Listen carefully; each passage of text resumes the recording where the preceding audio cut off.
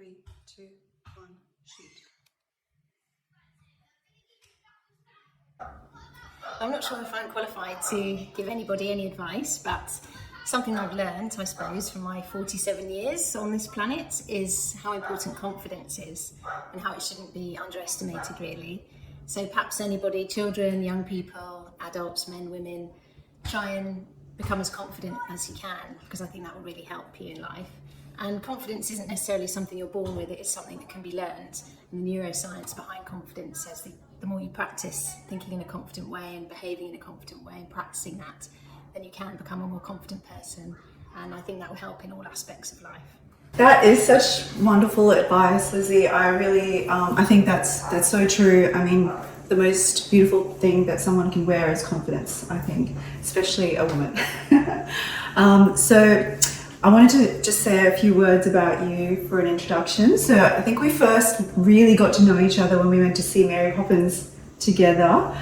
And I remember you busily scribbling away during the show because you were researching the author of Mary Poppins before she sold it to Walt Disney. And P.L. Travers was the name of the author. I found that so fascinating. So please tell us a little bit about your life journey and why you've chosen the career pathway and the interests that you have in these authors. Well, I suppose ever since I was 8, I really wanted to be an author or a journalist, and I'd always write stories and illustrate them and would make up magazines and make my own radio shows. Oh, so right. I always wanted to be a journalist and an author. And it came true, luckily. Yeah. So I can tell you about my background if that's helpful. Would you like me to just talk about Brisbane or? Yeah, I think what you sort of, how did you when you were 8? Which author was it that actually ignited that passion to begin with? Well, I suppose it was the author that I first wrote my first biography about. So The Railway Children was one of my first favourite books. The Railway Children, yes. I heard your interview with the BBC about the Railway Children, and please tell us a little bit more about that particular author. What was her name? Her name is Elisabeth, and she lived in the late 1800s, early 1900s in England. And she was credited as being the first proper author for children. So before then there had been stories for children, but they were read all together with the whole family, and they were mostly sort of moral stories. They weren't really stories about real children getting up to real mischief or real characters.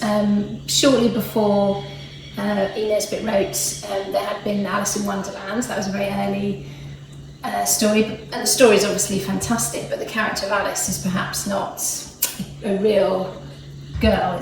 Her character hasn't really gone into very much. It's more about the plot rather than That's so true. rather than the girl herself. It's more about the journey she goes on rather than the character that she is. That's right, yes. Yeah. So Elisabeth was credited as being the first author for children, writing about naughty children, arguments, feeling hungry, getting into mischief. All the real stuff. Yeah, she was. And The Railway Children is a fantastic story that still rings true today. And so when I was pitching to my editor for authors to write a biography about, I thought about all the books that I love to read, and that was one of the books I loved to read. And luckily, Elisabeth was a real character as well, so I had plenty to write about. Yeah.